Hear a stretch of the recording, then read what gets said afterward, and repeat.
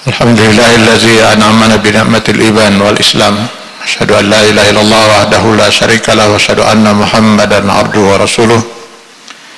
Allahumma shalli wa sallim ala rasulinal karim Muhammad sallallahu alaihi wasallam wa ala alihi wa ashabihi wa man tabi'ahu bi ihsanin ila yaumiddin, amma ba'd. Yaqulullahu subhanahu wa ta'ala fi kitabihil karim wa huwa asdaqul qailin. A'udzu billahi minasyaitonir rajim. Am hasibtum an tadkhulul jannata wa lamma ya'lamillahu allazina jahadu minkum wa ya'lamas sabirin. Sadaqallahul azim. Hadirin kaum muslimin sidang Jumat yang berbahagia. Dari pengalaman, biasanya ketika dipercaya untuk membimbing atau lebih tepatnya mendampingi para jemaah haji atau jemaah umrah, seringkali saya perhatikan banyak sekali para jemaah umrah atau jemaah haji yang sejak dari tanah air sudah dibekali oleh daftar doa yang tentu saja ingin mereka mohonkan kelak nanti saat berada di tanah suci, terutama sekali saat melaksanakan tawaf. Maka menjadi sangat menarik ketika kita membaca di dalam sebuah asar di mana diriwayatkan ada seorang sahabat Rasulullah SAW yang selama 7 putaran tawaf beliau hanya mengulang-ulang satu doa. Doanya adalah Allahumma ja'alni minal qalil. Ya Allah, masukkanlah hamba ke dalam kelompok yang sedikit. Ya Allah, masukkan hamba ke dalam kelompok yang sedikit. Itu saja yang beliau ulang selama 7 putaran tawaf. Selesai tawaf, rupanya ada sahabat Rasul yang lain yang memperhatikan beliau. Lalu sahabat itu bertanya, kok Anda ini aneh? Orang lain doanya panjang-panjang, segala macam yang sekiranya bisa akan membawa kepada kebahagiaan dunia akhirat diminta kepada Allah. Kok Anda cuma meminta yang satu itu, kenapa? Beliau lalu menjawab, saya pernah mendengar langsung dari mulut yang mulia Rasulullah sallallahu alaihi wasallam ketika beliau menyampaikan firman Allah, Quran surat Saba ayat 13, wa qalilum min ibadiyas syakur. Betapa sangat sedikit sekali, kata Allah, hamba-hambaku yang mau bersyukur. Bersyukur dalam definisi Islam adalah memanfaatkan semua potensi yang Allah berikan kepada kita untuk kita jalani kehidupan ini di jalan yang diridai Allah Subhanahu wa taala. Kebalikan dari itu adalah kufur. Yang mau mensyukuri nikmat Allah dengan menjalani kehidupan sesuai dengan aturan dan hukum Allah, itu hanyalah sedikit sekali. Karenanya hanya sedikit sekali manusia nanti yang bakal masuk surga Allah. Kebanyakan baik dari jin dan manusia akan menjadi penghuni neraka Jahannam. Walaqad zara'na li jahannam katsiran minal jinni wal ins. Itulah sebabnya saya berdoa kepada Allah, ya Allah, masukkan hamba ke dalam kelompok yang sedikit itu. Pertanyaannya, kenapa hanya sedikit manusia yang akan menjadi penghuni surga? Walaupun Allah Subhanahu wa taala memberikan kebebasan penuh 100% kepada manusia untuk menentukan pilihan. Dan pilihan itu hanya ada satu di antara dua, beriman atau kafir. Wa qulil haqqu min rabbikum faman syaa'a falyu'min wa man syaa'a falyakfur. 100% sepenuhnya diserahkan pada manusia untuk menentukan pilihan itu. Maka takdir Allah Subhanahu wa taala terkait ini adalah takdir berdasarkan sepenuhnya ikhtiar manusia. Dan dari sejak keturunan manusia pertama sampai saat ini, dan insya Allah sampai kiamat nanti, yang memilih beriman itu hanya sedikit. Walaupun pada masa dulu Allah tidak pernah berhenti dari mengutus para rasul, entah berapa rasul yang pernah diutus oleh Allah SWT, karena sebagian kata Allah tidak kami kisahkan dalam Al-Quran. Ada sebagian ulama mengatakan sekitar 120 rasul yang pernah diutus, sedangkan Nabi jauh lebih.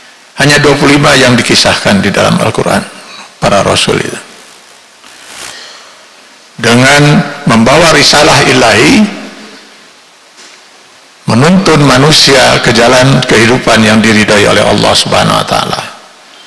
Namun kita saksikan dalam sejarah sebagaimana diungkapkan di dalam Al-Quran, selalu manusia lebih banyak memilih kufur kepada Allah. Padahal dulu Allah langsung bertindak sebagai eksekutor, Pak. Ketika dakwah Nabi Nuh alaihissalam ratusan tahun, Al-Quran mengkisahkan Nabi Nuh berdakwah hampir 950 tahun. Dan ketika Allah yang maha tahu hati manusia, tidak akan ada lagi manusia yang bakal beriman. Maka Allah mengatakan kepada Nabi Nuh, wahai Nuh, siapkan bahtera. Maka disiapkan bahtera. Sempat Nabi Nuh ditertawakan, bahkan dituduh gila karena membuat bahtera di daratan. Dan setelah bahtera disiapkan oleh Nabi Nuh, Allah memerintahkan kepada Nabi Nuh, masukkan orang-orang yang beriman ke dalamnya. Berapa yang masuk ke dalam bahtera?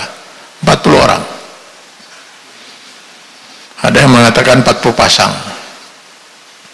Ratusan tahun manusia diajak beriman, hanya 40 yang mengikuti. Bahkan Nabi Nuh alaihissalam tidak berhasil untuk mengimankan, mengislamkan istri dan anaknya Kan'an, sehingga harus menyaksikan dengan mata kepala sendiri bagaimana anaknya Kan'an menjerit-jerit saat ditenggelamkan oleh Allah bersama orang-orang kafir lainnya. Sehingga tidak tersisa satupun manusia kafir pada masa itu. Semua orang kafir habis ditenggelamkan oleh Allah SWT. Maka diharapkan generasi yang akan lahir kemudian adalah generasi yang lahir dari orang-orang yang beriman. Lalu apa yang terjadi kemudian? Kembali manusia lebih banyak memilih kufur pada Allah. Kita lihat di dalam Al-Quran, Allah pernah menghabiskan kaum Ad, kaum Samud, kaum Nabi Lut, dan tidak kurang dari 1 juta pengikut Fir'aun yang ditenggelamkan oleh Allah Subhanahu wa taala di Laut Merah. Tetap saja jumlah orang-orang kafir itu selalu lebih banyak daripada orang yang beriman. Sekarang mari kita lihat berapa jumlah manusia yang hidup sekarang ini. Konon katanya 7 miliar. Lalu berapa yang beriman? Ini kita bicara dengan akidah kita, dan itu hak kita. Orang lain silahkan berbicara dengan keyakinannya mereka, itu pun hak mereka. Menurut akidah kita, orang yang beriman itu ya konon hanya 2 miliar. 2 miliar ini bahkan sudah terhitung pula aliran-aliran sesat. Ahmadiyah karena mengaku Islam dihitung Islam, Syiah karena mengaku juga Islam dihitung sebagai Islam. Padahal Syiah itu Islam dari mana, Pak? Yang kalau ini kita singkirkan dari perhitungan, dan harus kita singkirkan, paling sisanya cuma 1,7 dari 7 miliar manusia. Yang mukmin jumlahnya selalu lebih sedikit daripada yang kafir. Karenanya pantaslah kalau para ustadz, para ulama seringkali mengawali khutbah dan ceramah mereka dengan Alhamdulillahillazi an'amana bi ni'matil iman wal Islam. Keimanan dan keislaman itu anugerah Allah yang luar biasa, sangat mahal sekali. Dan itulah tiket seseorang untuk memasuki surga Allah Subhanahu wa taala. Yang mukmin selalu jumlahnya lebih sedikit daripada yang kafir. Lah yang mukmin yang memilih beriman Itu lalu diseru oleh Allah Subhanahu wa taala di Quran surat Al-Baqarah 208. Ya ayyuhallazina amanu, wahai orang-orang yang beriman, kalau memang kalian memilih beriman, udkhulu fisilmi kafah. Masuklah ke dalam Islam itu secara kafah, secara totalitas. Jangan hanya sepotong-sepotong. Allah menurunkan risalah Islam dengan 6.666 ayat Al-Quran, yang sebagian ayat itu kemudian dijelaskan oleh ribuan hadis Rasulullah SAW. Itu untuk mengatur kehidupan manusia dari A sampai Z, kehidupan manusia, dari mulai masuk WC, keluar WC, sampai mengatur kehidupan bermasyarakat, bernegara. Kehadiran risalah Islam bukan hanya untuk mengatur bagian dari kehidupan manusia saja, misalnya sholat, zakat, saum, haji. Sehingga jangan pernah berpikir bahwa kalau kita sebagai seorang muslim sudah rajin sholat, sudah rajin saum, sudah berhaji misalnya, rasanya surga sudah di tangan. Belum tentu. Di dalam sebuah hadis yang diriwayatkan oleh Ahmad bin Hanbal dalam musnadnya, ja'a rajulun ila Rasulillah, pernah datang seorang menemui Rasulullah SAW. Lalu dia menyampaikan apa yang ingin dia tahu hukumnya dari Rasulullah SAW tentang seorang wanita. Inna fulanah tuzkaru min kasrati salatiha wa sadaqatiha wa siyamiha. Ada seorang wanita di masyarakat ini, Rasulullah, dikenal karena banyak salatnya, banyak sedekahnya, dan banyak saumnya. Maksudnya banyak sholatnya itu di samping sholat yang fardu, dia rajin betul melakukan sholat-sholat sunnah. Di samping saum yang wajib, dia banyak melakukan saum-saum sunnah. Di samping zakat yang wajib, dia banyak sekali bersedekah.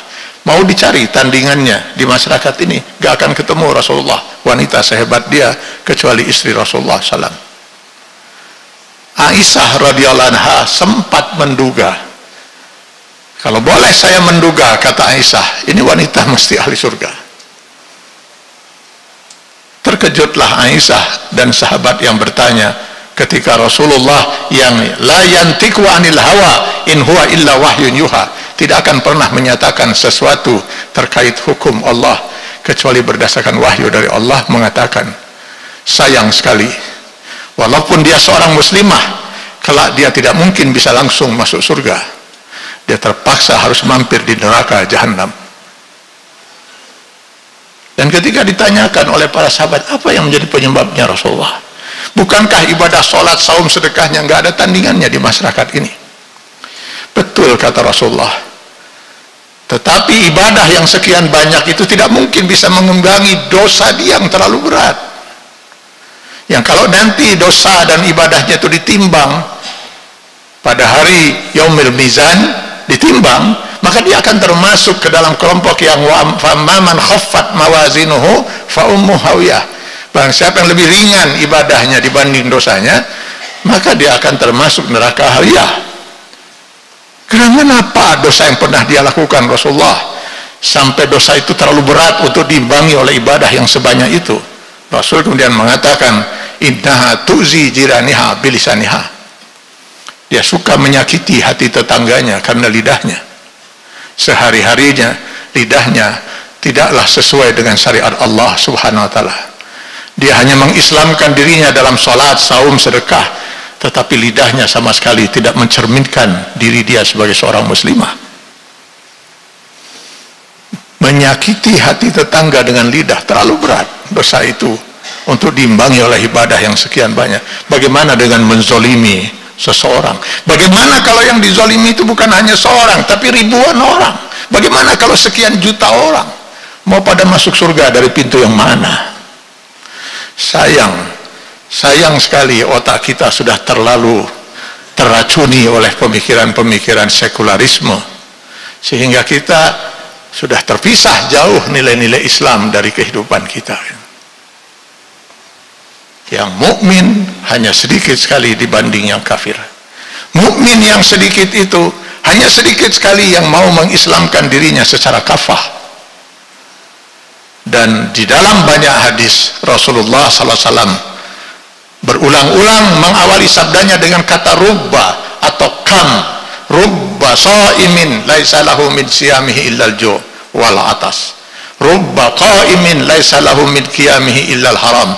Alangkah banyaknya orang yang saum, mereka tidak memperoleh apa-apa dari saumnya kecuali sekedar ikut merasakan lapar dan dahaga.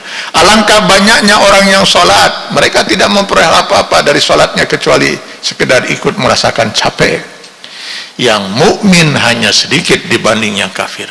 Mukmin yang sedikit, hanya sedikit sekali yang mau mengislamkan dirinya secara kafah. Yang mau mengislamkan dirinya secara kafah, hanya sedikit sekali, kata Rasul, yang ibadahnya benar-benar diterima oleh Allah Subhanahu wa Ta'ala. Kalau begitu berarti yang bakal masuk surga hanya sangat sedikit sekali. Pantaslah kalau sahabat Rasul yang langsung dibina keislamannya oleh Rasul, sampai 7 putaran tawaf dia hanya mengulang satu doa, ya Allah, masukkan hamba ke dalam kelompok yang sedikit itu.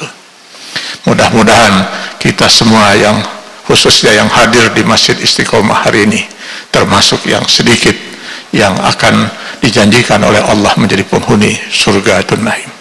Barakallahu li wa lakum fil Qur'anil Karim, wa nafa'ani wa iyyakum bima fihi minal ayati wa zikril hakim, wa taqabbalallahu minni wa minkum tilawatahu innahu huwas samiul alim. Ud'ullaha wa antum muqinuna bil ijabah.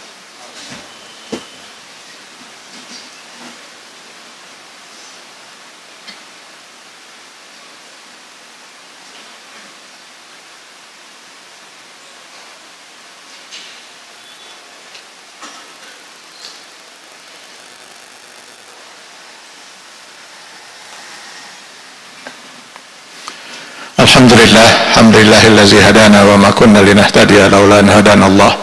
Sallallahu ala sayyidina Muhammad wa ala man tabi'ahu bi ihsanin ila yaumiddin, amma ba'du. Hadirin kaum muslimin sidang Jumat Masjid Istiqomah rahimakumullah. Menyambung khutbah yang pertama tadi, terutama ayat surat Al-Imran ayat 142 yang saya bacakan di awal khutbah. Allah Subhanahu wa Ta'ala lebih mempertegas lagi apa yang tadi kita sampaikan lewat firman-Nya, am hasibtum an tadkhulul jannah.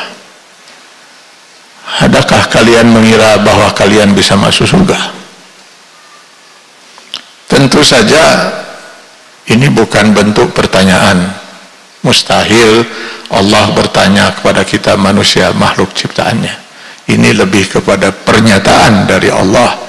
Jangan pernah kalian mengira bahwa kalian bisa masuk surga. Am hasibtum an tadkhulul jannah wa lamma ya'lamillahu allazina jahadu minkum. Sampai Allah melihat siapa di antara kalian yang benar-benar berjihad.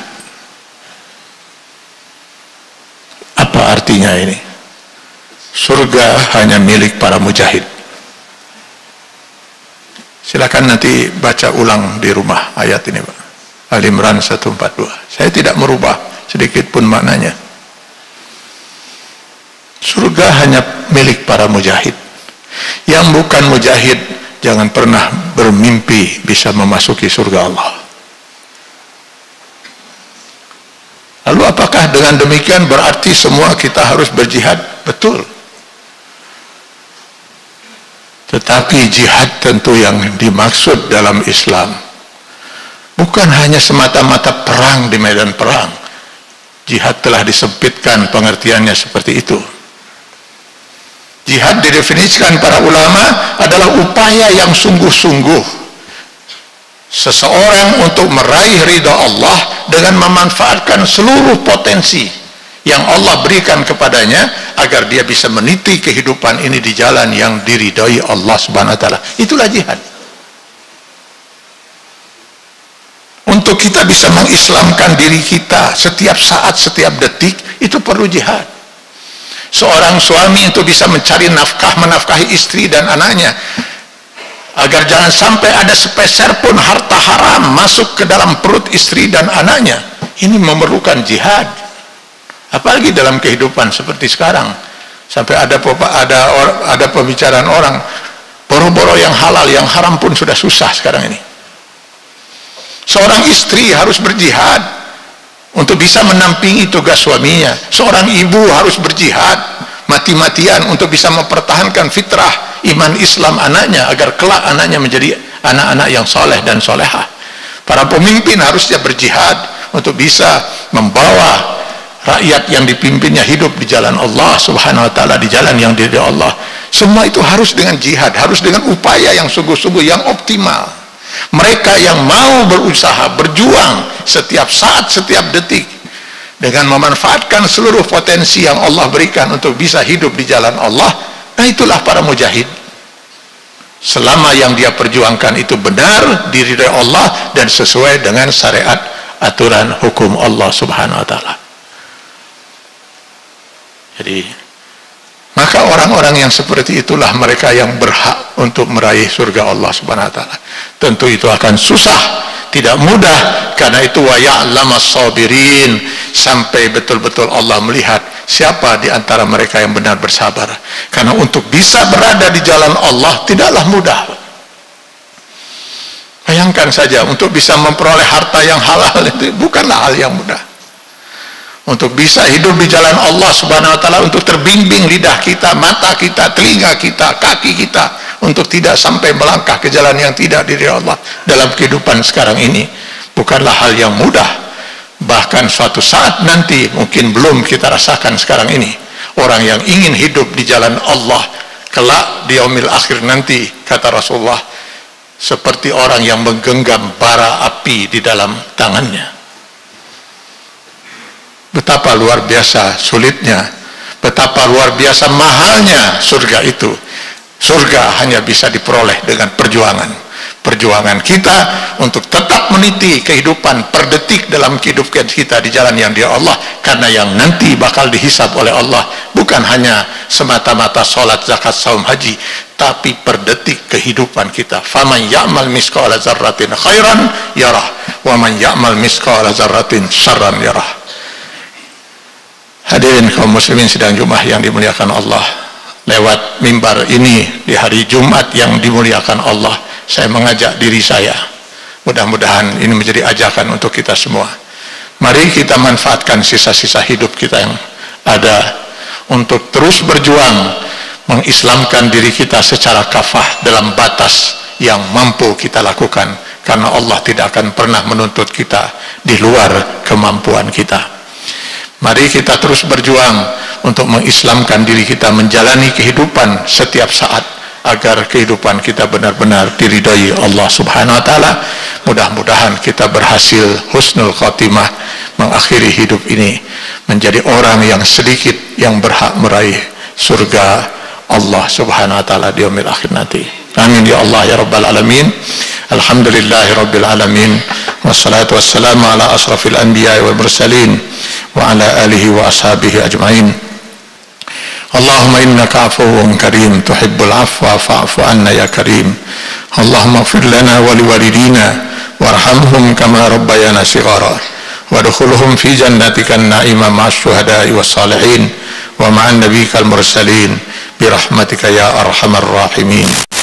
Allahumma aslih lana dinana allazi huwa ismatu amrina wa aslih lana dunyana allati fiha ma'asuna wa aslih lana akhiratana allati ilaiha ma'aduna waj'alil hayata ziyadatan lana fi kulli khair waj'alil mauta rahatan lana min kulli syarr.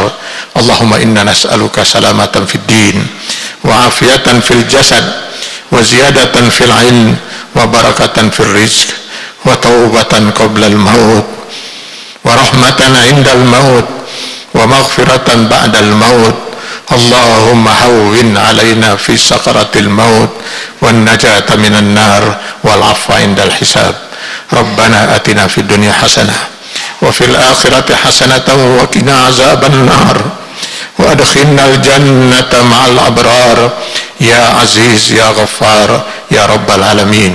Allahumma rabbana taqabbal minna innaka antas sami'un alim wa tub alaina innaka antat tawwabur rahim. Subhan rabbika rabbil izzati amma yasifun wa salamun alal mursalin walhamdulillahi rabbil alamin. Assalamualaikum warahmatullahi wabarakatuh.